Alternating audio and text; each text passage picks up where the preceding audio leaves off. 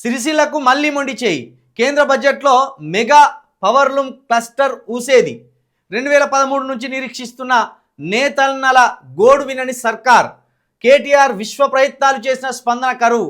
బండి సంజయ్ కేంద్ర మంత్రిగా ఉన్న ప్రయోజనం సున్నా. కాదు, ఇది కేటీఆర్ గారు ప్రత్యేకంగా రాపించిన వార్త కింద తీసుకోవాలి. దీన్ని తెలంగాణకే గుండు సున్నా వచ్చిందంటే మళ్ళీ ప్రత్యేకంగా సిరిసిల్లకు మొండి చేయి అని ఎట్లా రాపించుకొస్తావా కేసీఆర్? నువ్వు తెలంగాణలో ఓ జిల్లా అయినా సిరిసిల్ల.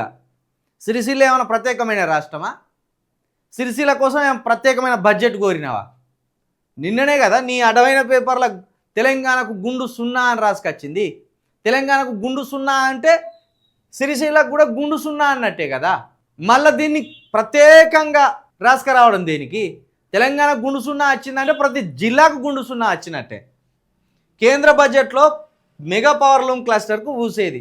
ఇక ఇటువంటి మభ్యపెట్టును మానుకో కేటీఆర్ గారు. మీరు ప్రజలను మభ్యపెట్టేది మానుకో.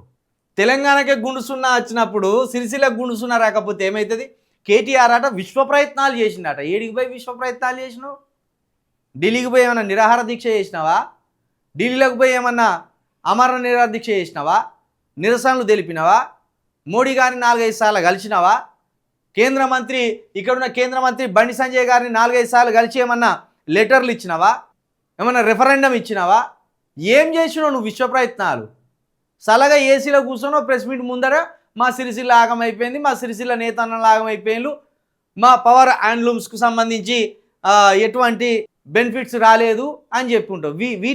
వీటికే విశ్వ ప్రయత్నాలా? నువ్వు నిజంగా ఏమైనా 2-3 సార్లు ఢిల్లీకి పోయినావు మా నేతన్నలను పట్టుకొని ఇదే మెగా పవర్లూమ్ క్లస్టర్కి సంబంధించి ఢిల్లీలో కేంద్ర మంత్రులతో చర్చలు జరిపినావు అంటే అదొక కృషి చేసినావు అనుకోవచ్చు, కష్టపడ్డావు అనుకోవచ్చు. ఏం చేసినావు? ఏం చేయలేదు. ఏమన్నావు మొన్న లాస్ట్ ఎన్నికలలో?